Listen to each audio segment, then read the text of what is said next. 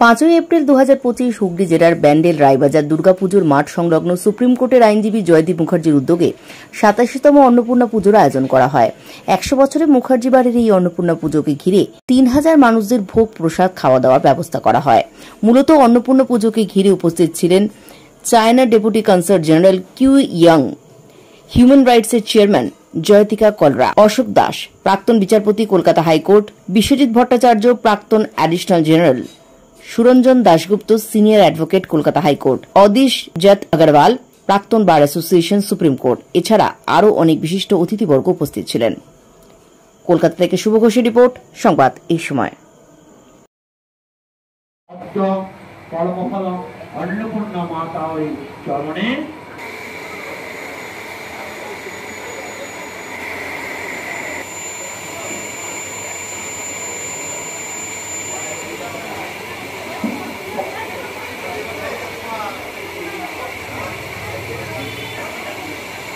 আমাদের অন্নপূর্ণা পুজো এবছরে 87 বছরে পদার্পণ করলো।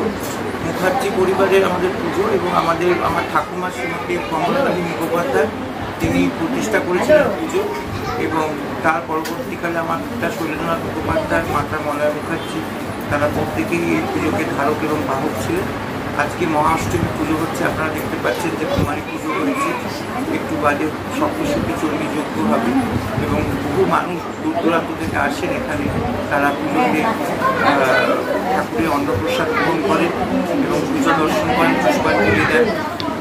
এটা একটা জাতি ধর্ম বর্ণ নির্বিশেষে সবাইকে নিয়ে আমাদের একটা চলার মেলবন্ধন। বাসন্তী পুজো উপলক্ষে আমাদের এই যে মেলবন্ধন, এটার মধ্যে দিয়ে আমরা সবাইকে বলি যেন মা অন্নপূর্ণা যেন আমাদের সবাইকে ভালো রাখেন এবং আমাদের দুঃখ দারিদ্র যিনি যেন দূর করেন। তোমার নাম কি? তুমি কুমারী পুজোতে হয়েছো, কি কেমন লাগছে তোমার? আর কে সাজিয়ে দিয়েছে তোমাকে? মা সাজিয়ে দিয়েছে। আর কি কি করবে আজকে? কি করবে? আনন্দ করবে বলো। বালির মোড় থেকে এসছো। তোমার নাম কি? এই প্রথমবার হলে তুমি? কোথায় হয়েছিলে?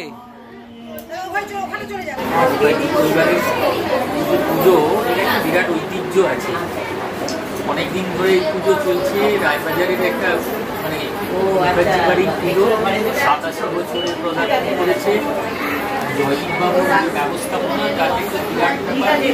সারা ভারতবর্ষের বিভিন্ন প্রান্ত থেকে মানুষজন আসে, আমরাও আসি, প্রতি বছর আসি।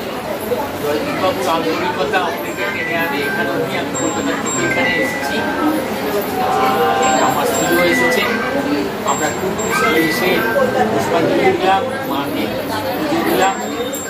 এবারে এই ভোগের ব্যবস্থা আছে, খাওয়া দাওয়া করবো, আবার ফিরে যাবো। বিলেজ থেকে এসেছেন এই বাড়ি বিখ্যাত পুজো। আমার সবসময় শুভেচ্ছা থাকবে জয়দীপবাবুর সঙ্গে, মায়ের আশীর্বাদে সবার জন্য হয় এটাই।